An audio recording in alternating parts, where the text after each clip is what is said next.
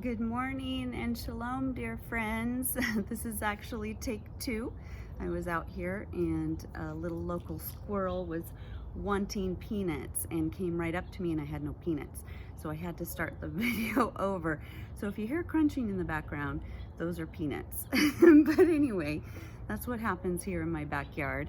I'm here in my backyard. Behind me is my new studio. And the reason I'm here this morning is that I wanted to talk about a word of the year and my journal that I did in 2016. And ironically, 2021 should have also been rebuilt because God helped us rebuild our lives in so many ways. And actually, maybe my husband's word should have been rebuilt. So, because he did all the work, this used to be an old broken down garage, and it had no window here. It had a little old green door, and it was all brown, like a dark brown. And it was cute for the time that we had it. It just held our junk, but God kind of opened the doors and let us, as I closed my business, to turn this garage into my sewing studio. So I wanted to sit here because my word rebuild in 2016, God is still working those things out through me. You don't always finish a word. God seems to always be rebuilding in your life, and God seems to always be restoring something in your life, like my word last time in the last video, or resolving. But I just wanted to show you this week, my husband actually, I'll try to lift it, built this pergola over it to give me shade on the patio, but also into that window in the evenings. And then this is our little house right here. So right out my back door is my studio. It's such a blessing. God is good. But today I want to talk about a year when I didn't have all this, a year that was very, very difficult. God had restored to us a home, and it was this little house was a little broken down home, and we moved in end of October in 2015. And there was a lot of things going on in my little world, in the business and everything, and I felt like God was leading me to the book of Nehemiah and also the word rebuild. So my journal that year is rebuild. And here I have listed the definitions just from the dictionary. Rebuild means to build something again after it has been damaged or destroyed. How many of us have lives that have been damaged or destroyed? To make important improvements or changes, to make extensive repairs, to change in or restore to a previous state. And we found out with restore that the word restore in the dictionary in my last video means to restore to to the state that it was in, or to the former state. But the biblical restore is to restore better than.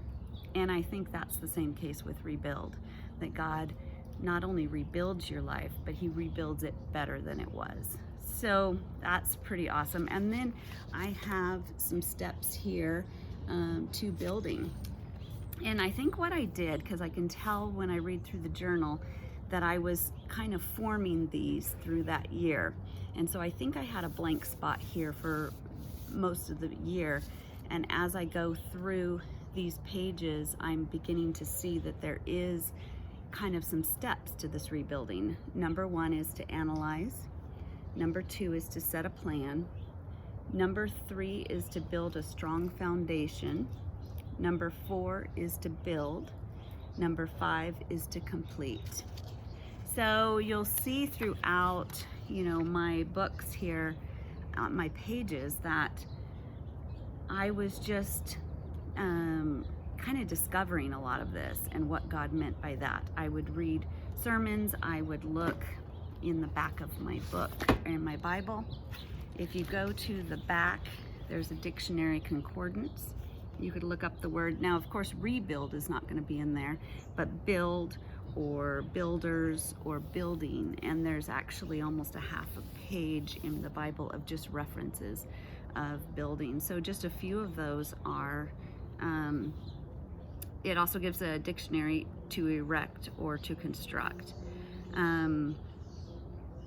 So for the first three, 2 Samuel 7:5, 1 Kings 6:1, 1 Kings 6:14. Are you the one to build me a house? So God is talking to Samuel about, actually this might even be him talking to David. Solomon, I'm sorry. David wanted to build God a temple, and God said he had too much murder on his hands, and he was working for God, but he had to do a lot of killing and stuff, like Goliath and stuff like that. So his son Solomon is actually the one who's going to build a temple. And then the next one is he began to build the temple, and you can actually go and look and read those stories of God instructing Solomon to build a temple, and then follow Solomon's life. And he didn't fully follow all the way through. He started the process good, but did not do good after that. There is stuff in Proverbs. I could look up verses on the wise woman builds her house, and it tells you what a wise woman does to build her house. That's in Proverbs 14. And in Ecclesiastes, there's a time to tear down and a time to build. These are all things I would put in my journal, as I'm going through. The wise man builds his house upon the rock. That one right there in Matthew 7:24 is Jesus telling a story about someone who built their house on the sand and somebody who built their house on the rock, and how important it is for a foundation. So those are things I would write that verse out, and I would talk about the foundations. I would talk about, it's me going through, and I don't do this all in one. It takes me the whole year to do a lot of this. I'll be looking up verses. I'll be checking out sermons. The other thing I did for my year of build is, because Nehemiah really came to my attention, and Nehemiah, he helped rebuild the walls of Jerusalem, and the book of Nehemiah is amazing. So I actually got, I think I ordered it online, just Overcoming Challenges, and it's going through the book of Nehemiah by Bill Hybels. And that was a really good little study, has questions and answers to go through, and I did that through on my journal. But let me just go through some of these pages. I can tell right here I was learning my number one step. Number one is to see the big picture, to analyze. So basically your view and your perspective is so important. And so in here I'm talking about whenever you zoom in on, whatever you zoom in on will drive your thoughts and your words. And also, don't magnify the wrong things. When you focus in on all the problems and the difficulties, the giant mountain that we have to do, the whole year of hard work, it gets overwhelming. But God wants us to focus on Him. And I even put, oh, come magnify the Lord. I have a little magnifying glass, and talking about keeping my eyes on God during that, to see the big picture, see it through God's eyes. I've got notes in here about perspective. I've also got that the open door you have been waiting for is connected to the worship and the magnification you have been doing. In other words, like, you're not going to see an open door if you're looking in the wrong place. You're going to see the wrong doors.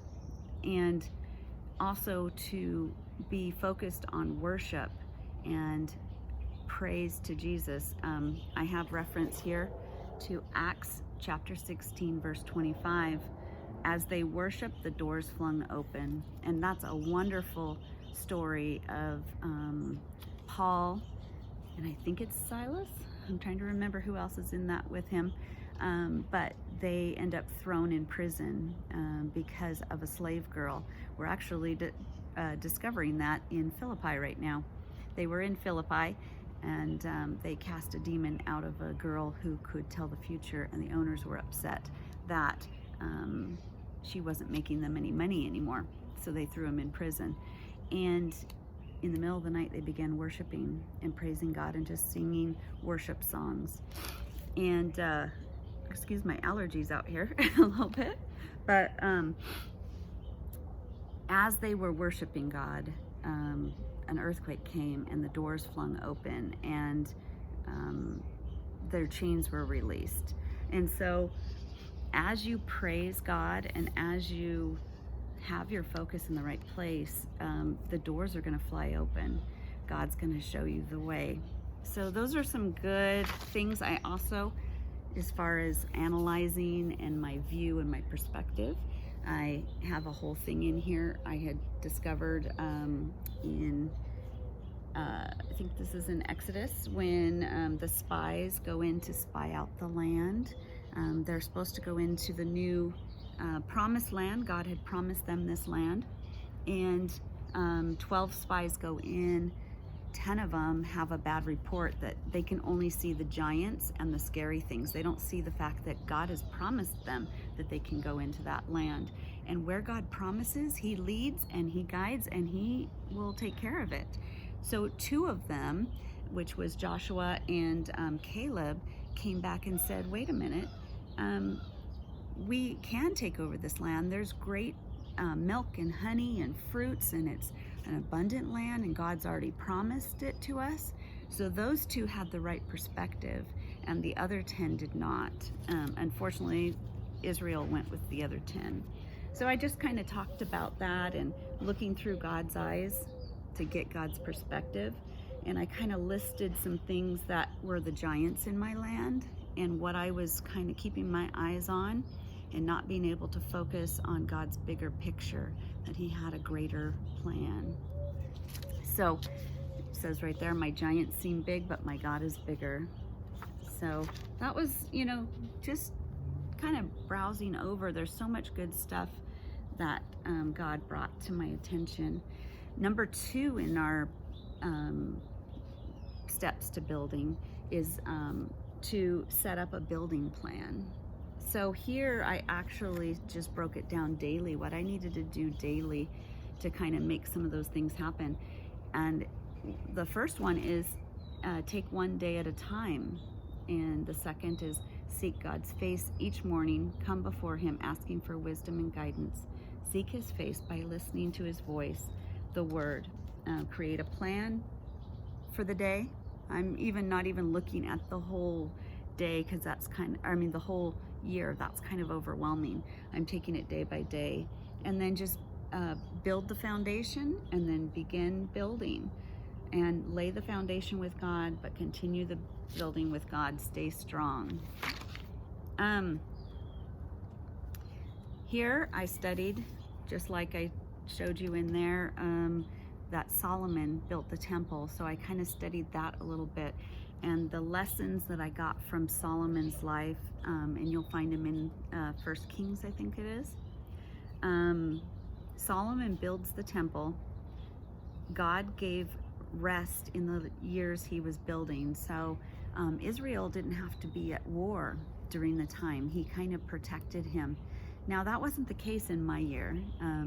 I actually, in this 2016, I can see I had a tax audit, and I had some major things that I don't even want to mention here in this video come against me that were horrible. It was in our personal life, in our children's lives.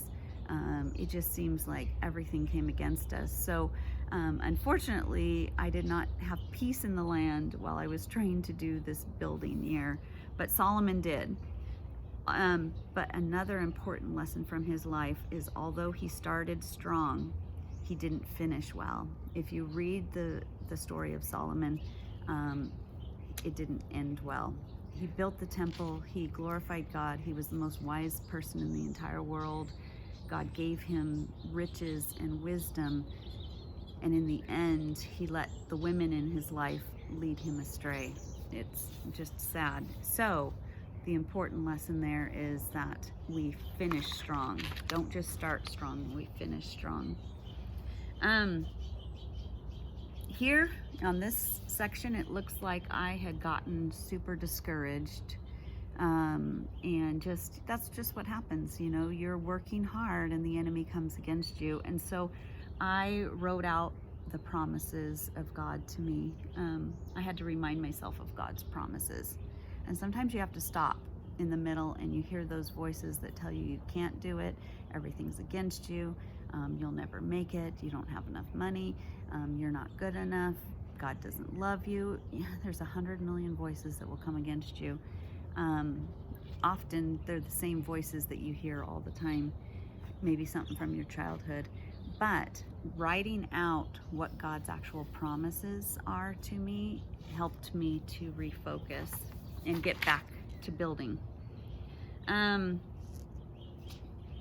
I really at this point began going through Nehemiah's lessons of his life, and going through and studying the book of Nehemiah and going through my little book here. So in a lot of these, there are some of the questions from that I wrote, or I wrote kind of the lessons from his life. Nehemiah had courage. He asked for what he needed. He set a time frame. He knew ahead of time what was needed. He gathered information before saying anything. That's when he arrives in the city and he doesn't tell anybody why he's there. And then he goes out at night and he evaluates and analyzes the wall and kind of sees because everyone had told him the wall was broken down. The story of Nehemiah is really awesome. He is actually a captive in another land, and his cousins or brothers come and visit him, and he asks them, how is Jerusalem? Is my hometown, good? And they tell him it's not good.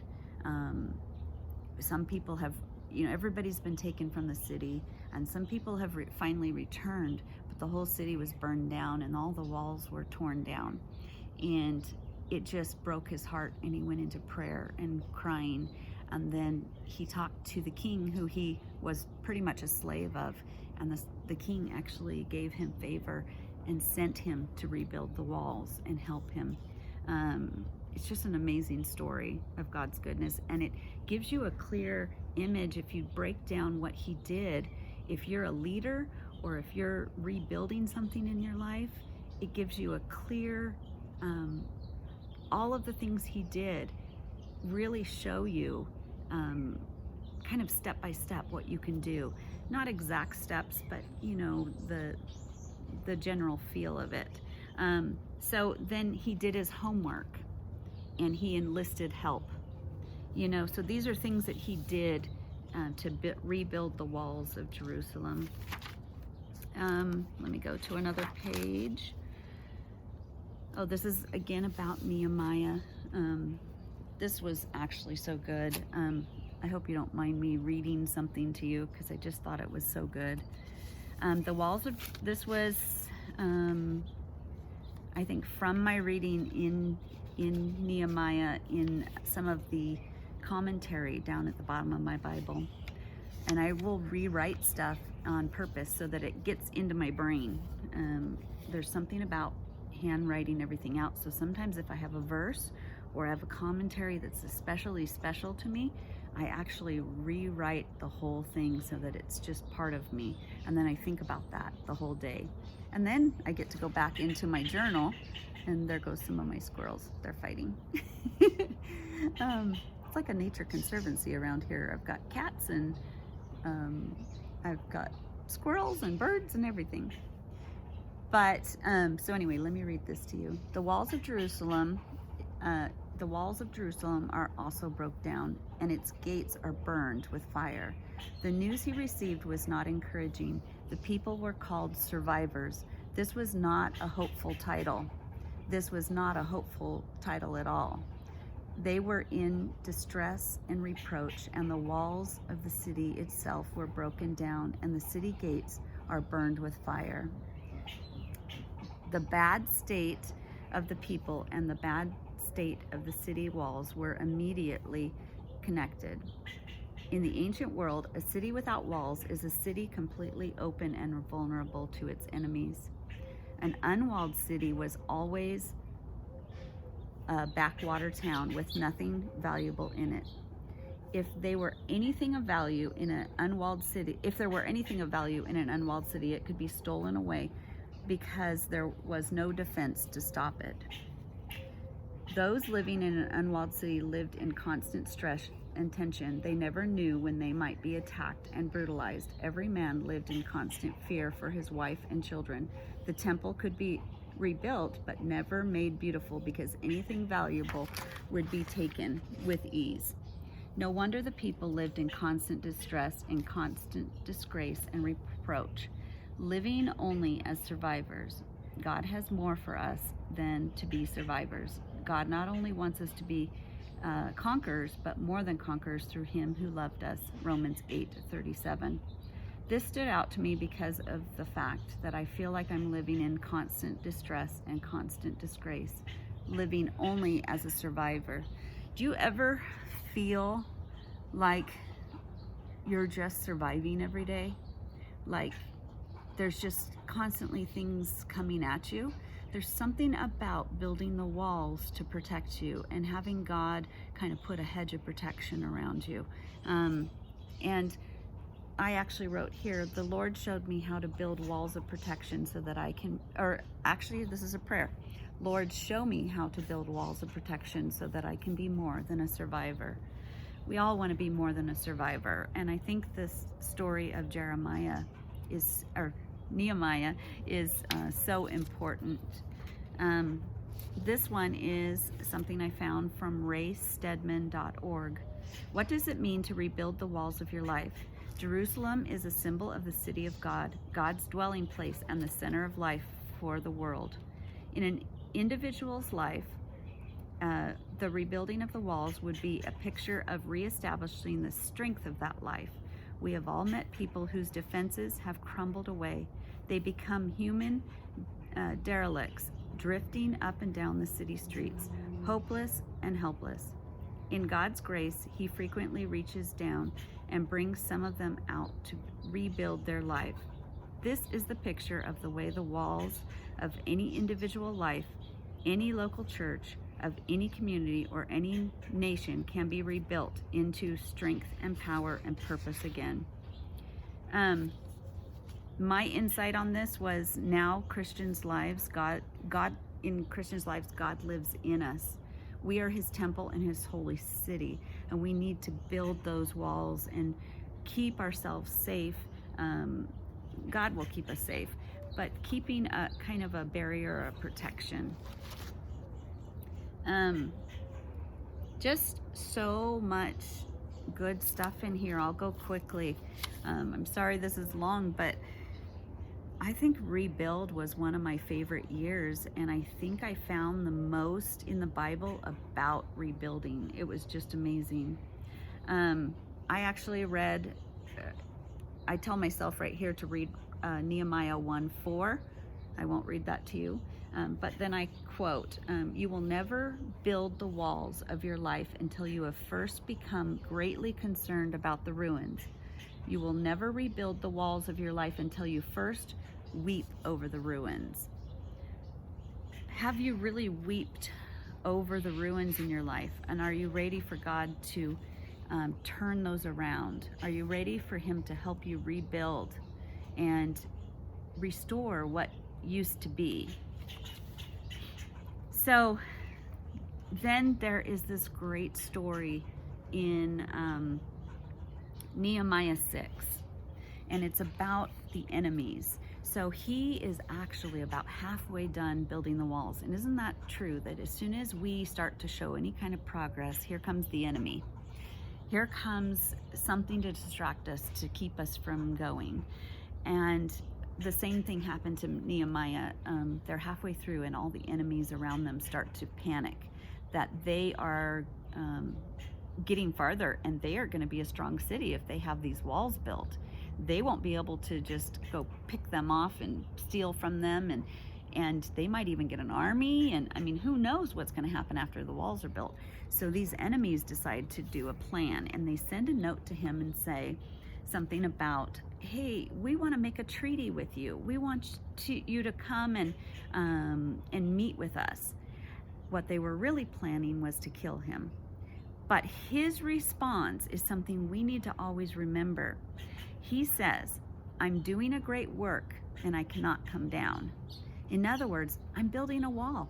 I'm doing what God's told me to do, and I can't come meet with you. I can't be distracted by you. And they actually try three times to get him to come down. And he never does, because he's just focused on building his wall. We need to stay focused on what God is doing in our lives. And we need to tell the people who are distracting us, or the things that are distracting us, I'm doing a great work. I can't come down. I need to focus on what God. Maybe that's just raising your family.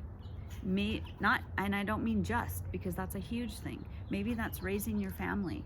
Maybe that's building your marriage back up. Maybe that's having God help you restore your self-esteem, or restore your relationship with him.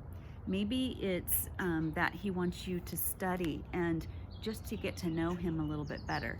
There's going to be all these distractions that want you to stop building and stop doing what you're doing, stop progressing, and come down.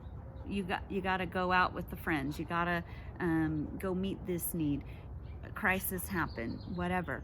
You need to say, I'm doing a great work. I cannot come down. So you need to focus on what you're building, so that when the distractions come, you know where your focus is.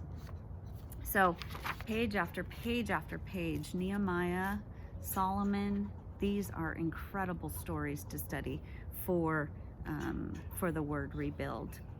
So here I come to the kind of end. Ironically, you will crack up.